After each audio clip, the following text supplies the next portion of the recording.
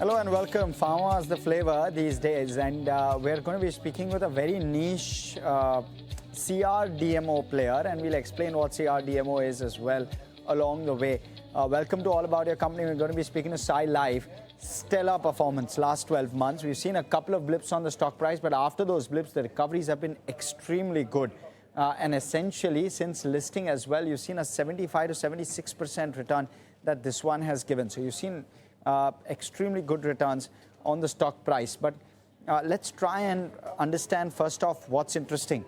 First thing that I'd really want to know is FY27, the capex guidance is 1100 to 1300 crore. FY26, the capex done was around 630 crore.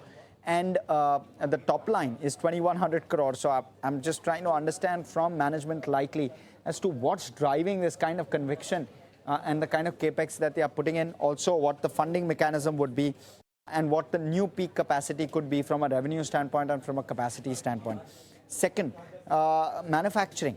And that is set to increase or go up by around 60% odd.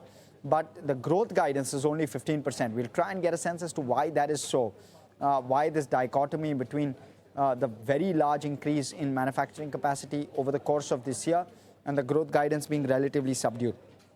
The last piece is there are 11 molecules in the pipeline, and you'll understand what Sai Life does and why I'm trying to kind of get to this question. But 11 molecules in the pipeline, how many of them come on stream? Because that is what really starts to drive revenue for Sai Life. And how quickly do they come on stream? We'll get a sense on timing and how many. So we'll get some of that texture. But before we get there, let me quickly take you through some of the, take a step back, try and understand the business first off. This was incorporated in 1999 in Hyderabad, Telangana. Market cap 27,000 crore currently. It's basically founded by Dr. K. Rangaraju, and it's a promoter-led entity. It operates in the pharma, contract research, development, and manufacturing services industry. So that's how the tilt is. Now, let me talk to you about the story. It's a global pharma story that's playing out here out of India. When a global pharma company discovers a promising drug, what it does is it comes to Sai Life, partners with Sai Life. A molecule is when it finds something which is interesting. It comes to Sai Life, gives the molecule to Sai Life, and allows Sai Life to test it and to ensure that Sai Life takes the molecule from test stage to drug stage, right, to approval stage. So all through the cycle, Sai Life is literally the person or the chef sitting with the recipe in the kitchen, trying to get to the best composition of that drug and find a solution to the problem which the company is researching. It starts with the molecule, of course, and Sai Life has provided that molecule. Thereafter, that molecule, once it gets converted and once the drug is approved, it can have a substantial revenue generating pipeline as well. So it basically takes the company or the global pharma company from molecule till the drug, and it's a 8 to 10 year process. Even beyond commercialization, which Sai Life essentially helps the company with. In terms of business verticals, and now here you'll start to see the split. You first have CRO, which is contract research. Here, what Sai Life does is helps the pharma companies discover and optimize new drug molecules, medicinal chemistry, biology, DMPK, toxicology services. All of this gets covered within the CRO, vertical.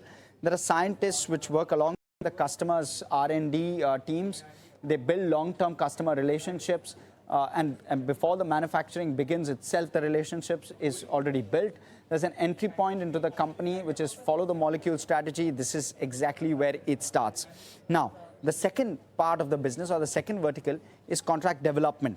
And within this, Sai Life develops scalable and efficient manufacturing processes. So once the drug is developed, approved, then you start to build a process of how best to scale it up and how best to formulate the drug.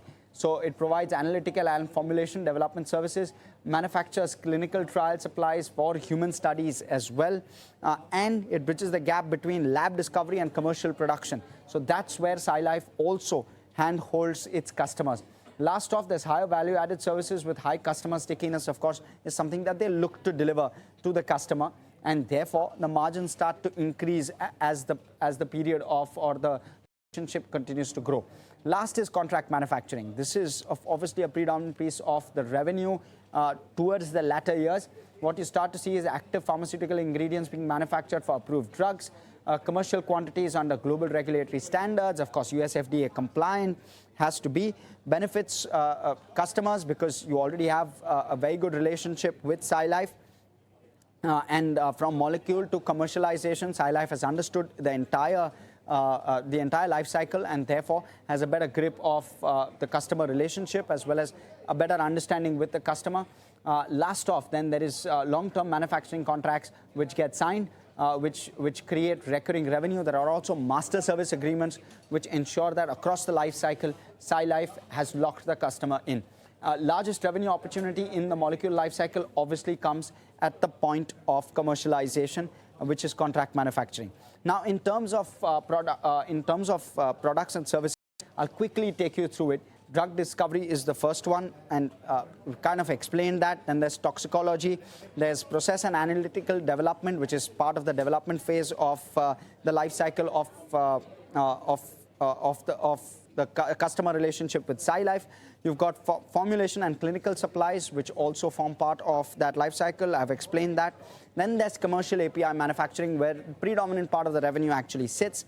The current pipeline, this is probably the most important part of the story. You've got 155 molecules which are in early development stages, so which could at some point of time become phase 3, and thereafter manufacturing for the molecules of or the API of some of these molecules could start to play out. Then you've got 11 molecules in phase 3 or in the pre-registration process. Now these could well get approved very, very quickly in the next 12 to 24 months. Last off, of course, there's 34 commercial molecules which are already generating manufacturing revenue, and that's why what you'll see on the financials is you'll see a very sharp increase with regard to the revenue, and that is attributable to the manufacturing wins that Sai Life has had. Every successful molecule moves up the value chain, of course, because revenue starts to grow very, very quickly. Investors track molecule pipeline as an indicator of growth. This is crucial to understand where Sai Life is concerned. In terms of offices and global footprint, you'll see they've got offices Hyderabad, Bidar, you've got Boston and Manchester as well, where they've got labs. When you look at customers, they're spread across US, Europe, Japan. 95% plus of the revenue comes from exports. So whenever there is a tilt or a risk with regard to exports, you will see the stock cool off, because export risk is something that Sai Life obviously suffers when it comes to its business.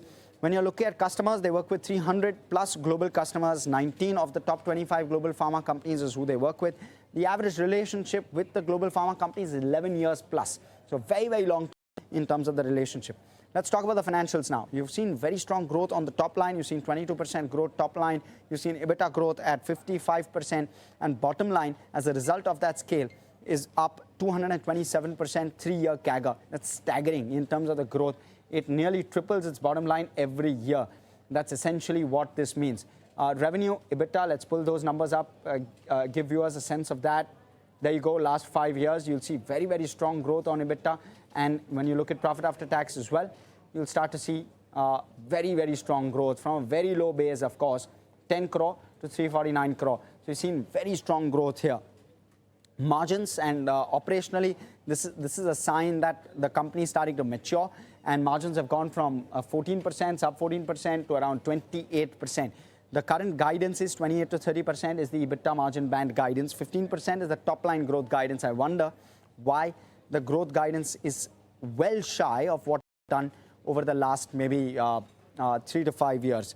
Let me take you through the balance sheet as well. Around 2,400 crore, 2,500 crore is the balance sheet size. 27,000 crore is the market cap, and therefore this one trades at 11 times book. That's something to kind of quickly mark out. You've got a borrowing of around 75 crore on the balance sheet, excluding lease liabilities. You've got a cash bank balance of around 111 crore, and there's going to be a large capex pipeline, which I spoke about at the start of this conversation. When you're looking at cash flow is clean. There's no issues per se. You've got a good cash conversion kind of ratio, 75, 80, 97%, 92% in FY24. So you've got decent cash conversion coming through. ROCs, they've steadily inched up, as has profitability. ROCs have gone from 3% FY22 to 20% now. Of course, now with the new capex coming in, have to wait and watch as to how this plays out. But for the moment, at proper scale, they're doing a very, very healthy ROC, at least at this point. Talk about shareholding. Promoters own around 35% of the company, around 21% by FI, so very decent FI and DI interest, you can see. And thereafter, the public owns around 13% currently of the company. In terms of valuations, it currently trades at 62 times 1 year forward, viewers. So it's certainly not cheap. 75 times trailing 12 months, 62 times 1 year forward. 56 times is the 1 year average. It's listed only since December 2024. And therefore, we don't have enough in terms of time period to try and understand what the range is, but the range is between 46 to 66 times in the limited band that we have. So this is broadly the story. Of course, valuations, much more to go at 15% growth, 62 times 1 year forward. Well, you want to be a little bit cautious on that. When you're looking at analyst recommendations, 7 buy calls, no holds, no sells, but only a 2% upside is what the analysts are penciling in terms of average upside. Something to be cautious about again. Analysts believe that full price has happened. You've seen a very strong run up on the stock last 12 months as well. So something to be cautious about, but of course, interesting company. And let's try and understand this better. Let me bring on board Shiva Ramakrishnan Chittor, who's the CFO at Sai Life, joining us this afternoon to give us a sense of how one should look at the company. Very good afternoon, Mr. Chittor. Let me start off by trying to get a sense. This 1100 to 1300 crore capex that you guided for. You've done 630 crore last year. You're guiding for 700 crore last year. Maybe a couple of questions. One is, why were you 10% short on capex last year? And point number two, what's giving you the confidence to do the kind of capex that you're looking to do in the coming year? Good morning, and thanks for hosting us in the show. I think the fundamental reason for our increase in capex, I think, is just a change in the CRDMO story. I think you had articulated some of these points in the presentation that you did. What is happening with the industry, I think there's multiple factors. There is essentially the Chinese IP story, the whole biosecure, companies getting listed. So these are multiple factors that have actually made pharma look at what they have done in terms of outsourcing between India and China from an Asia outsourcing perspective. And we believe this presents a serious, growth trajectory for the Indian CRDMO industry, and particularly with companies that are already, working with large pharma companies. Sai works with 19 out of the 25 large pharma companies. That gives us an edge in terms of where we see this growth. And, this is an industry where unless you have capacities that are available, that are, from a customer perspective, growth does not come. And so capex is part of just the visibility and an estimation of growth that we have for the future. With respect to the 630 versus 700 crore capex, I think it's more a question of timing. The 1100 to 1300 crore for this year includes the spillover capex from last year. It's more a question of timing in terms of how they've kind of come. Understood.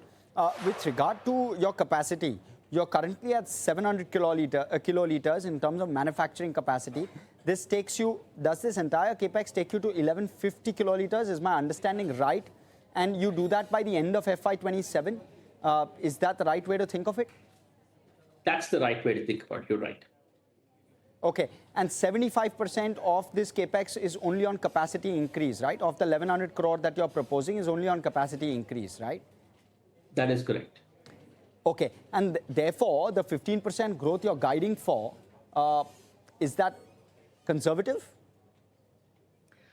Because the industry has its own ups and downs in terms of, the CDMO industry, particularly a little bit of a peaks and valley kind of a business. Our projections are over a longer period. We've given a 3 to 5 year projection of 15 to 20% growth. Can things become better? We've delivered better in the previous years, but I would want to give a projection of 15-20%. And obviously, if we beat these numbers, I'm assuming the street and the markets will be happy. Point taken. Okay. Clearly conservative is the way I would read this. Okay. Give us a sense. So you've got 11 molecules in the pipeline. You've got 34 molecules currently which you're manufacturing or you're helping your global clients with. How many of these 34 are already operating at peak revenue in terms of demand from your customers? And how many are yet to fully scale? If you can give us that indication, maybe that gives us a sense as to what lies going ahead. So I should think 11 molecules is primarily in phase 3. So none of them is really commercial at this point in time. They will all become commercial over the next, our best guesstimate in the next 18-24 months time frame. You will start seeing molecules getting commercial. We have 34 molecules that are already commercial, of which 4 of them became commercial to the end of last financial year. And as we had mentioned in our earnings call, 3 of them will see meaningful revenue this year. Other than a couple of molecules that potentially could have, let's say, becoming a generic in 3-4 years time frame, we don't see any molecule that are getting genericized in a meaningful time frame, at least for the next few years. That also gives us that ability to kind of grow both from a molecule perspective in terms of the existing molecules growing better, the newer molecules that we are adding. I think the most important fact is just given how the conversations have been, we are betting on adding more number of molecules to our late stage pipeline. And that is something that we believe will kind of add to the overall revenue growth for us in the longer term. So from these 4 molecules, what's the kind of revenue visibility only from these 4 for FY27? If you can give us some indication, because there'll obviously be some understanding that you'll be getting based on conversations with customers.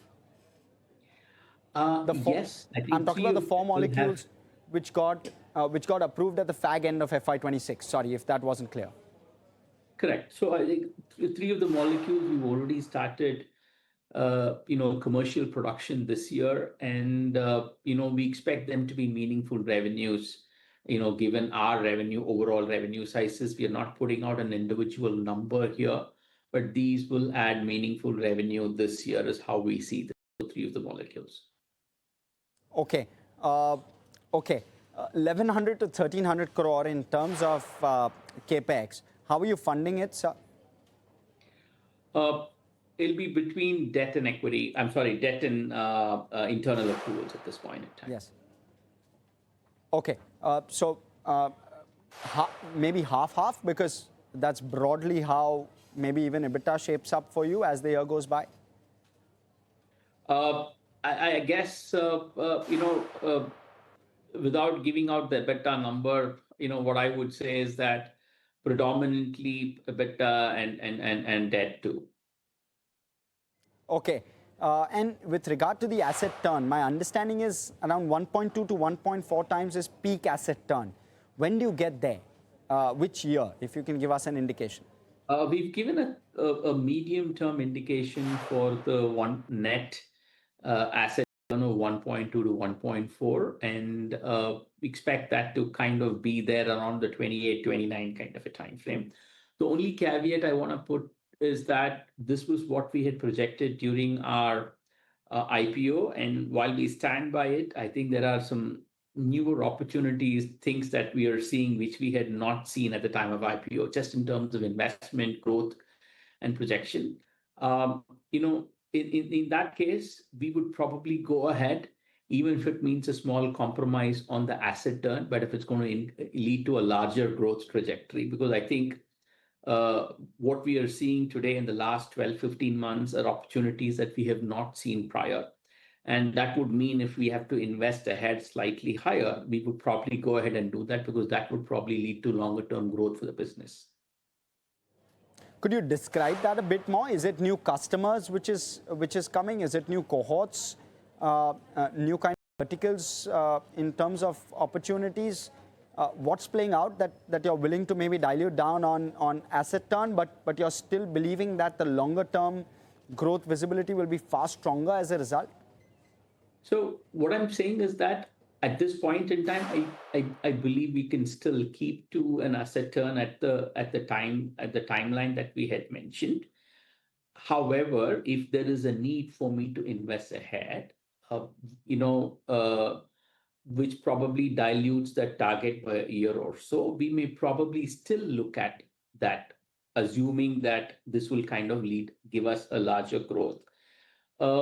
What the reason why we are saying this is when you look at the landscape the last 12, 15 months, the way pharma has kind of looked at India in terms of picking their partners, the number of strategic conversations that we're having with customers, conversations where today, Sai probably is the only company that probably can do everything from discovery to manufacturing for a large pharma customer today. And there are opportunities that are kind of coming, and conversations that are gathering, a big amount of momentum. And that kind of gives us that confidence that, we will be able to deploy capital better, and we will also be able to, while protecting returns. But all I was trying to mention to you was, even if I have to sacrifice a year's asset turn while kind of, optimizing growth, we would probably take a decision to do that while remaining prudent on capital spend.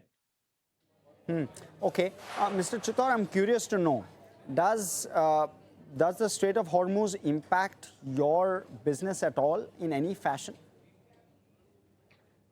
The price of solvents, cost of certain reagents and materials have gone up. Not because it's just a Strait of Hormuz.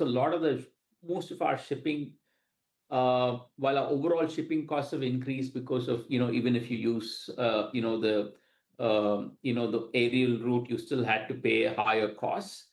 The actual cost of Hormuz for us is more in terms of solvents and other things, but we see that as a shorter term. We're talking to our customers about it. And, we believe that, our history suggests that we've been able to get a decent recovery on some of the price increases. We've done this during the COVID period, and I believe we should be able to do this, and the requests are reasonable. So we believe we should be able to go back to our customers. And that's currently not part of the contract, and therefore this is still to be negotiated. Is that the right way to kind of think of it? That is correct. Okay. And despite that, you're willing to stick to your margin guidance of 28 to 30%? Yes. Okay. And do you believe that if you can resolve this with your customers, and if customers do land up making good the increase in raw material prices to you, margins can surprise on the upside, or the negotiation is built into the margin guidance you've given? I think, we've given a band of 28 to 30, including some of these pieces. Understood. With regard to the absolute increase in your manufacturing capacity, you're going from 700 to 1150. You're saying that you'll probably hit peak capacity by maybe FY 28-29. Is it right to say, therefore, that a large part of the capex will be behind you if I'm looking at it from an FY 28 standpoint, simply because FY 27 capex will likely just go on stream in FY 28? Is that the right way to think of it, or will there still be large capex in FY 28?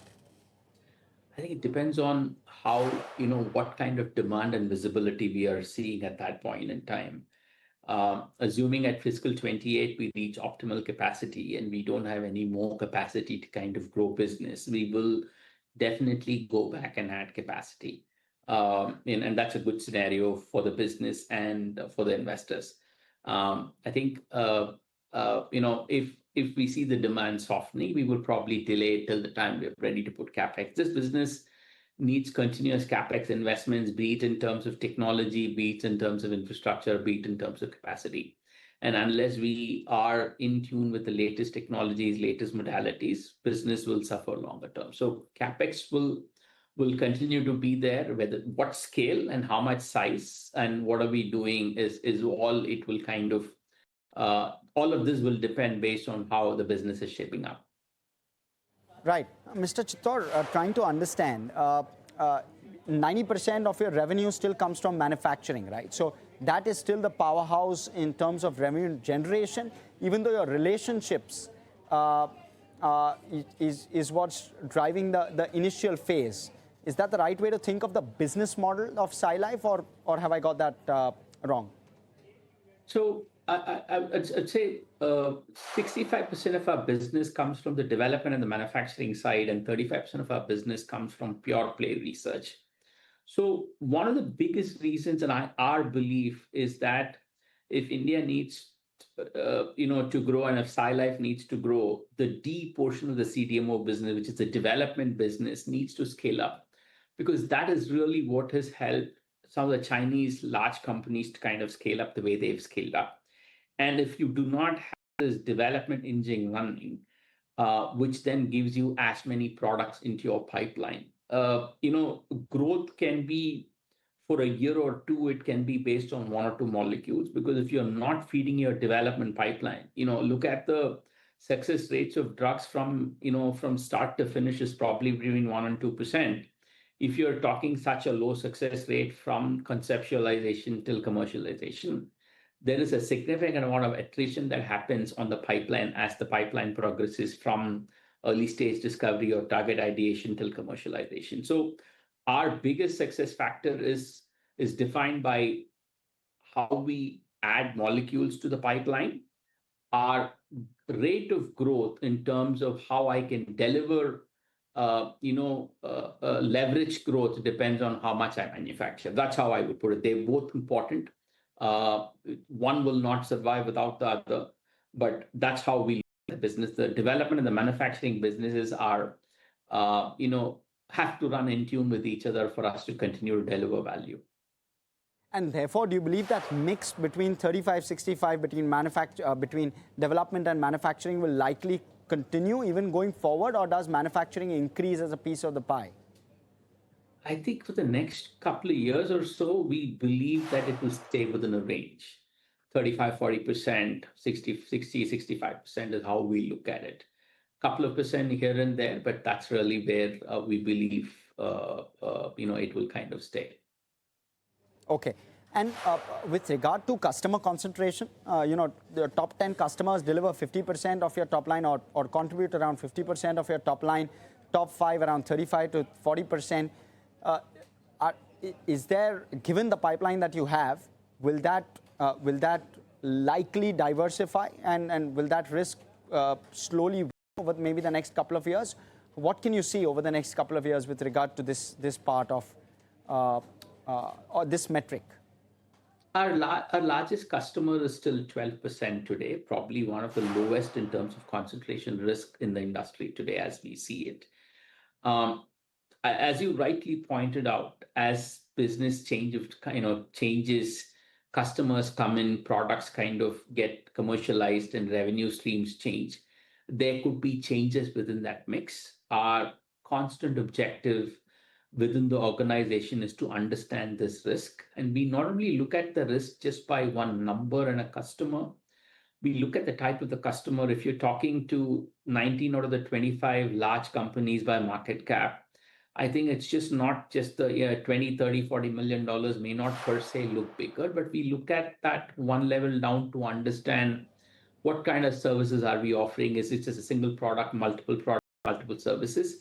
And that's a constant feedback process within our system for us to kind of understand how do we then manage this overall concentration. That's a continuous process, and for us, it's a very important piece of how we run the business. Last 5 years, Mr. Chittor, the ROCEs have continuously been on an increasing trajectory. FY27, that may fall, just given the quantum of capex that you're doing, maybe overwhelming from an ROCE standpoint. Does it go back above 20 FY28? Is that something we can expect?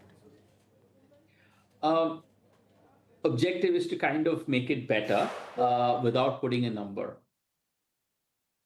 Okay. All right. Thank you so much, Mr. Chittor, for coming in and speaking to us. Thank you. And thanks for hosting us. All right. Thank you. Well, that was fun. Thank you so much, viewers, for joining us today, and hope it was insightful.